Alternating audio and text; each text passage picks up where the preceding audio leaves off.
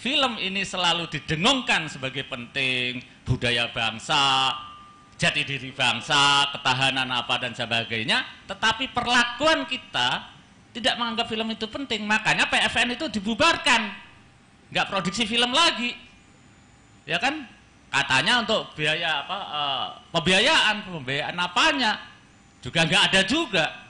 Kemarin ada pasar malam tuh malah, gitu loh. Ya, jadi karena memang ngomongnya penting ini PFN, sejarahnya dari Albert Baling apa gini, tapi mana? Nah zaman Orde Baru masih lumayan, terlepas dari kita tidak suka atau suka, dia bikin G30 SPKI, dia bikin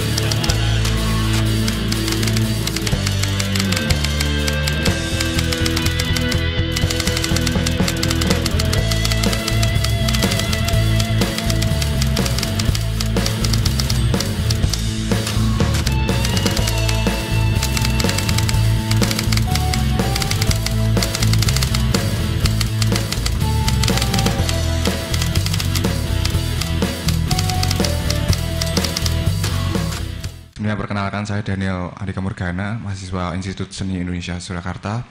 Baik Pak, sebagai pengantar pertanyaan saya, kalau saya menangkap pentingnya sebuah pengarsipan film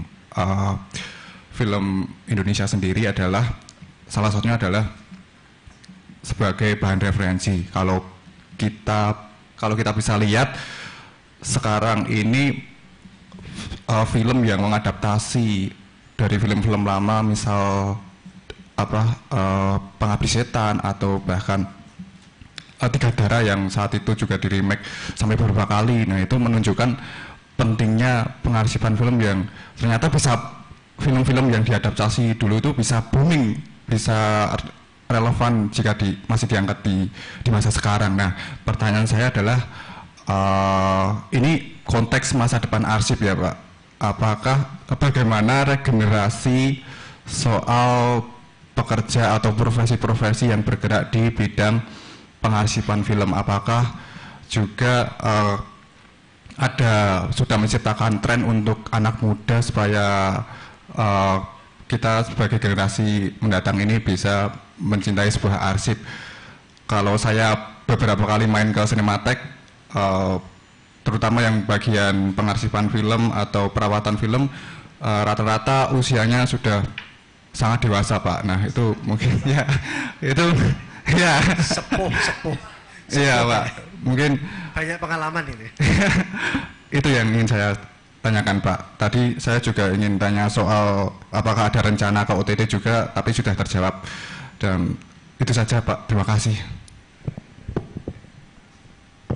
Iya, jadi tadi kebijaksanaan ya, Bu Dekan tadi kan nyinggung, sekarang itu ada namanya arsiparis, ahli arsip yang ternyata menjadi apa, struktural istilahnya di birokrasi ya, fungsional ya. Tapi itu menjadi penting ya Bu ya, arsiparis itu ahli arsip. Di sana ada tingkatan, arsiparis madya, arsiparis apa Bu ya gitu ya. Ya, oh Anda kalau belum madya nggak bisa tuh naik ke eselon kan gitu ya. Itu Mas jadi ada satu satu program lah atau kurikulum bahkan itu untuk menumbuhkan SDM di bidang pengarsipan, ya kan? Nah tentu saja karena menurut Indonesia bangsa ini pengarsipan film penting, di dalam situ ada pasti pendidikan atau penciptaan SDM yang mengurusi arsip film kan gitu. Kan tadi katanya arsip film itu juga bagian penting dari arsip gitu kan. Nah negara sendiri punya program tuh, namanya pendayagunaan SDM di bidang arsiparis. Nah pastilah di situ ada logikanya kan seperti itu. Kalau nggak ada berarti penyelenggaraan arsiparis itu korup kan, itu inti yang saya kemukakan di awal tadi. Berarti film memang tidak penting atau dianggap tidak penting atau diabaikan atau apa. Kalau Anda melihat hari ini setiap datang ke Cinematheque atau di pengarsipan lain yang merawat film sudah lebih dari dewasa, gitu kan? Karena anak muda nggak tertarik, berarti gagal itu pendidikan atau penyediaan SDM di bidang arsiparis. Lebih khusus lagi adalah gagal dia menyediakan tenaga pengarsipan film yang seperti Anda harapkan, kan gitu logikanya, ya kan? Nah, karena Anda sendiri melihat ini yang rawat ya itu aja, dan jangan salah itu perawat format film di sinematek itu, saya sebenarnya nggak ingin terlalu melankolis sinematek lah ya. Tapi ya apa boleh buat pengarsipan film hanya sinematek gitu loh.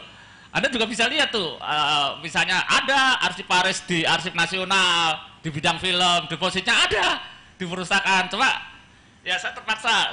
Jadi di sinematek itu dulu datang sebagai sukarelawan, bukan sebagai karyawan. Jadi Pak Misbah nyari pembantu-pembantu, maka banyak bersaudara itu di sana. Ya, ini kamu kerja karena memang nggak mampu gaji di awal-awal itu, atau kalau tadi gaji kecil gitu. Mereka datang sebagai sukarelawan dan ya basicnya nggak ada. Ada yang SD, ada yang SMP, ada yang SMA. Sekarang aja kemudian SDM-nya kurang, kan sering dikritik begitu. SDM-nya nggak memadai, SDM-nya udah tua. Lalu seakan-akan ingin digantikan yang S1. Apa makanya saya sering marah. Lu nggak menghargai orang, dulu mereka sukarelawan, sekarang karena ada UMR, ada begini lu hina-hina. Saya sering itu ya. Karena mereka memang berangkat dari sukarelawan. Ya. Lalu mereka ini mereka diajarin oleh Pak Misbah, oleh Sinematek ya, kita punya itu apa literatur pengarsipan film dari Vietnam. Mas ini tahu kan itu ya dari mana perawatan film kan, mereka belajar apa sampai akhirnya mereka bisa melakukan itu. Dan ketika misalnya yang dulu Pak Hartono pensiun digantikan yang lain, itu selalu ada yang belajar di situ ya. Tetapi kalau kita mengharapkan penyediaan SDM itu secara ya, kecuali orang kayak Mas Dera yang mau di sana dua bulan ya Anda ya, ada mau belajar, tapi kan jumlahnya sedikit yang tertarik. Itu pun saya nggak yakin Anda tertarik ngelamar di Sinematek setelah dia kan gajinya berapa, ya kan, awalnya berapa kan gitu. Kalau toh nanti kerja di Arsip Nasional atau Arsip Nasional, belum tentu ada ditaruh di bagian mau yang ngelapin seluloid itu. Pengennya kan eselon apa gitu ya, gitu. Kira-kira gitulah. Tapi gini, secara apa? Konsep gitu ya, konsepsi negara ini sangat memikirkan itu. Makanya ada tadi arsiparis tadi, pembinaan arsiparis, dan film masuk di dalam arsip yang penting gitu kan. Kalau kemudian tidak kita temukan tenaga-tenaga regenerasi, ahli-ahli perawat film, nah berarti gagal. Maka kegagalan itu bukan disebabkan karena kita tidak piawe, tetapi karena memang nggak niat. Bahasa sederhananya itu lah, kita nggak benar-benar nggak serius penanganan itu. Sehingga dengan kata lain, film ini selalu didengungkan sebagai penting, budaya bangsa, jati diri bangsa, ketahanan apa dan sebagainya, tetapi perlakuan kita tidak menganggap film itu penting. Makanya PFN itu dibubarkan, nggak produksi film lagi, ya kan? Katanya untuk biaya apa, pembiayaan apanya juga nggak ada juga.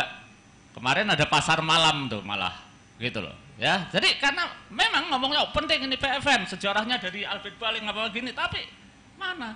Nah, zaman Orde Baru masih lumayan, terlepas dari kita tidak suka atau suka, dia bikin G30 SPKI, dia bikin Jawara, bikin si Unyil apa-apa yang mewarnai apa ya, warna-warna bahasa kita sebelah, terlepas dari kita sekarang, oh itu kan film propaganda dan sebagainya. Tapi negara memandang penting film itu, sehingga mereka membuatnya. Mereka itu. Nah, 22 tahun kayaknya kan PFN hanya bikin satu film horor itu yang supaya laku itu. Nggak ada dia bikin. Nah, sekarang di tangan Erick Thohir lebih kacau lagi tuh. Makanya mau jadi apa itu? BUMN. Kan gitu.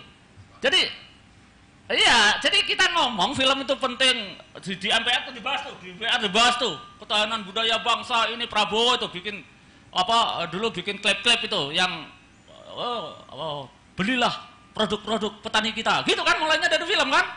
Jokowi itu waktu pembukaan ASEAN tuh kayak Mission Impossible tuh, film penting untuk pencitraan, ya naik motor tuh, ya kan. Terus kemudian apa Game of Thrones, ya kan, apalagi Sandiaga Uno tuh, wah kan seneng tuh kalau bukan. Ini orang-orang yang bersutradaran film memanfaatkan film untuk pencitraan, apa dan sebagainya, tetapi ketika bicara kebijaksanaan kita nggak menemukan itunya. Gitu Mas Daniel ya, saya menjawab sebenarnya memang SDM yang ditanyakan, tapi saya ingin tadi dari awal saya ingin menggambarkan aja kita berpikir lebih kritis gitu.